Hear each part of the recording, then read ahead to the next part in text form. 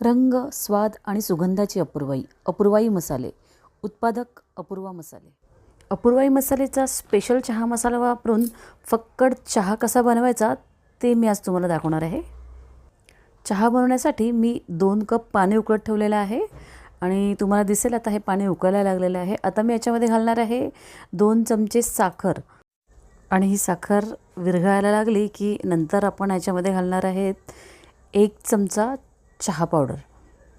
आणि आता हा चहा छान उकळायला लागलेला आहे. चहा पावडरचा छान असा रंग चहामध्ये उतरलेला आहे. आणि आता आपण ह्याच्यामध्ये घालणार आहोत दूध. पहा किती सुंदर असा हा चहाला रंग आलेला आहे. आणि चहामध्ये दूध घातल्यानंतर चहा अगदी 2 मिनिट असा उकळू द्यायचा आहे. त्यानंतर आपण ह्या चहामध्ये घालणार आहेत अपूर्वाई मसाले यांचा स्पेशल चहा मसाला.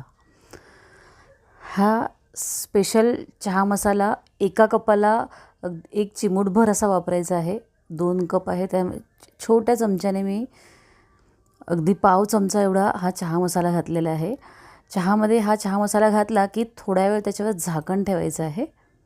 अगदी अर्धा मिनिट झाकण ठेवल्यानंतर हा आपला फक्कड असा मसाला चहा पिण्यासाठी तयार आहे. ह्या स्पेशल चहा मसाल्याचं वैशिष्ट्य म्हणजे ह्या चहा मसाल्यामध्ये आपण काही गरम मसाल्यांचा वापर केलेला आहे.